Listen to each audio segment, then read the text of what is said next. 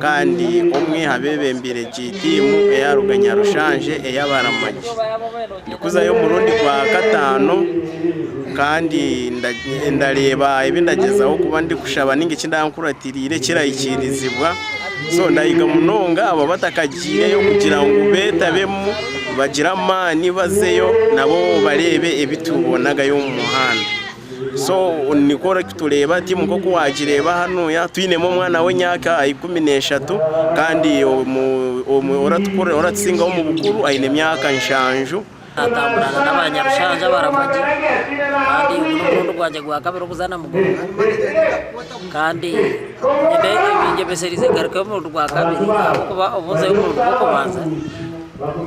kabande babantu bazayo kujya ngo shaba bazayo ahabwe bazayo ijana abafost kuzayo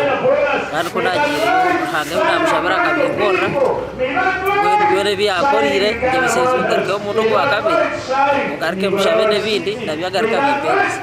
nimba nyine bizuba byanje byinji insizayo nashabarahanga angarukamo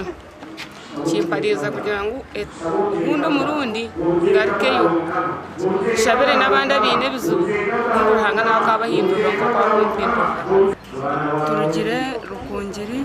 rutomba shamukaga twahika kabohe shahibiri zekiro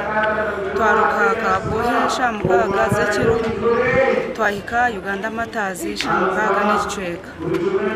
abaramagi bitu akutwizire nabo tubine shonga bona barije kandi nishaba kubona ko kutwizire mukama tuhereza amani twikeje ahiturukuza umukuru witu gwana mugongo kwa Uganda matazi nishabire kayitu mwejo usinje shabara manga garmenta runga jo usinje kana yakumpiye to shabara hanga mubene kwitenga biko museshi tonje cyubwenge kandi musobenti tukeyo kurire